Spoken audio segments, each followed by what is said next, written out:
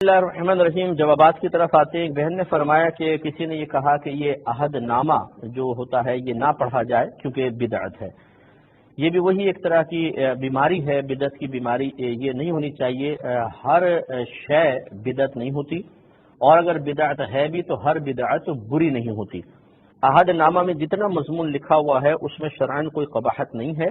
اگر یہ ہو ضابطہ بنا لیا جائے کہ پہلے نبی کریم صلی اللہ علیہ وسلم سے اس کا پڑھنا ثابت ہو، یا آپ سے منقول ہونا ثابت ہو، یا صحابہ کرام سے، تبھی اس کو جائز مانا جائے گا، ورنہ نہیں۔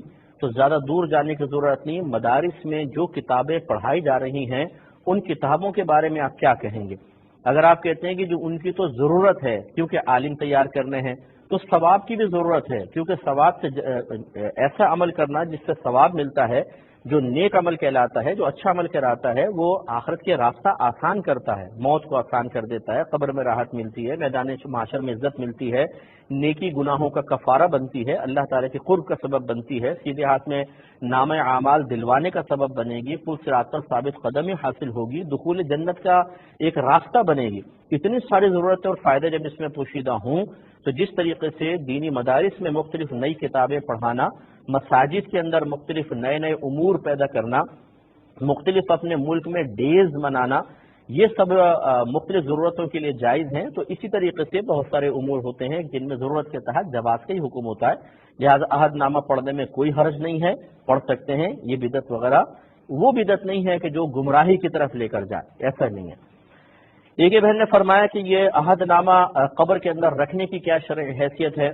دیکھیں، ہمارے اکابرین نے صحابہ کرام علیہم رضوان کے اعمال کو بنیاد بنایا۔ خود نبی کریم صلی اللہ علیہ وسلم کی صاحبزادی بی بی زینب رضی اللہ تعالی عنہا کا جب وصال ہوا تو رحمت کونین صلی اللہ علیہ وسلم نے غسل کے بعد جب عورتیں غسل دے چکی تو آپ نے اپنا تہبند مبارکہ ان عورتوں کو دیا اور فرمایا کہ اس کو کفن کے اندر رکھ دیں۔ سوال یہ پیدا ہوتا ہے کہ یہاں پہ شرح اٹھا کے پڑھ لیں۔ ہر ایک نے یہ لکھا ہے کہ رحمت کونین صلی اللہ علیہ وسلم یہ چاہتے تھے کہ آپ کے جسم میں اقدس سے جو چیز مس ہو گئی جب وہ وہاں قبر میں رکھی جائے گی ان کے کفن کے ساتھ تو وہ بابرکت ہو جائے گی، یعنی اس سے برکت حاصل ہوگی، قبر کے اندر نورانیت پیدا ہوگی، اس لیے سرکار نے ان کو رکھنے کے لیے دیا۔ کثیر صحابہ کرام سے نبی کریم صلی اللہ علیہ وسلم کے منہ مبارک اپنے ساتھ قبر میں رکھنے کی تلقین ثابت ہے۔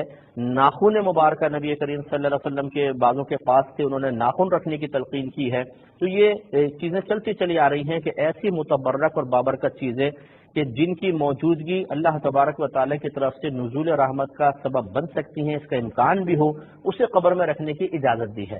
تو یہ کوئی فرض یا واجب نہیں ہے، کوئی نہ بھی رکھے کوئی فرق نہیں پڑتا، رکھنا چاہے تو رکھ سکتا ہے، لیکن ہمارا مشورہ یہ ہوگا کہ اس کو پلاسٹک کوٹڈ کروا کر اور جو جانبی قبلہ دیوار ہے اسے تھوڑا سا کھود کر ایک طاق سی بنا کر اس کے اندر رکھ دیں تو انشاءاللہ برکت بھی حاصل ہوگی اور بہت سی بے ادبیوں سے وہ کاغذ محفوظ بھی رہے گا۔